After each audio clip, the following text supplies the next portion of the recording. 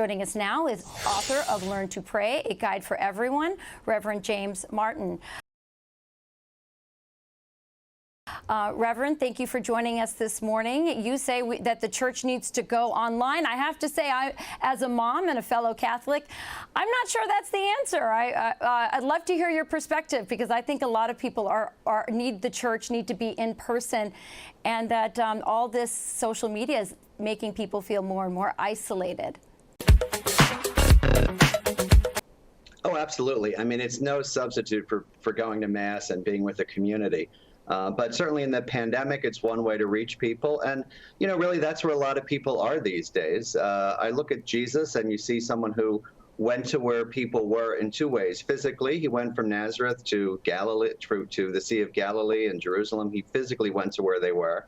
And then when he got there, he spoke in their language. He spoke in simple stories and parables. And in a sense, that's what we're doing on social media. We're going to where people are, and we're speaking in their language. But you're right, it is not a substitute for Mass and being in person. Absolutely. And so many priests and pastors shut their churches during this pandemic and allowed the government to tell the church that they needed to close, and they submitted to that. I've heard of some priests actually apologizing to their parishioners for doing that and saying, if the government tells me to shut my doors again, I won't. I think a lot of people fell out of the habit of going to church. Does the church itself bear some responsibility for this drop in attendance?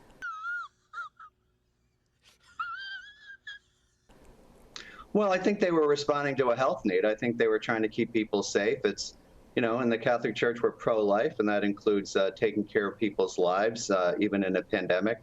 So I don't think it's that the churches were responsible. I think people were staying away for those reasons. But I think the question is, you know, will they come back after the pandemic? Will they have gotten in the habit of not going to Mass, or will they really seek out community and want to go back? So that's an open question. Okay.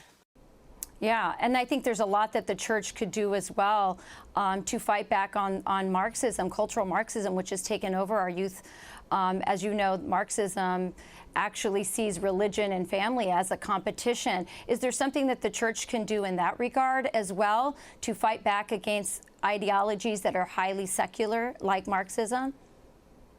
Well, I don't know if Marxism is much of a problem as just general secularism and you know, questions of things that are impinging on people's time. I think the question is, as the culture gets more and more secular, what can religion offer? And, you know, again, it's offering them an encounter with God. And I think it's, once again, meeting them where they are. And to go back to your original question, sometimes that's on social media. And I think that's okay if that's where people are.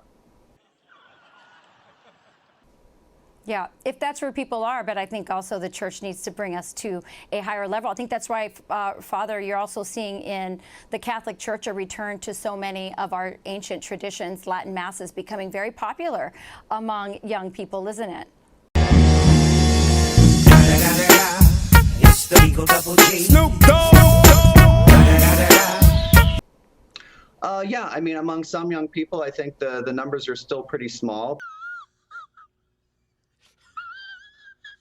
But I think, once again, it's meeting them wherever they are. And it is, you know, sometimes in the Latin Mass, but more often in the vernacular. And what can the church do to encourage people to encounter God? And also, you know, in terms of the pandemic, what can the church do to help heal people from this really kind of traumatic experience that people have been going through? Absolutely. Well, opening the churches is a great first step. Thank you so much for joining us, Reverend. Appreciate it. My pleasure. You know I'm mobbing with the D.R.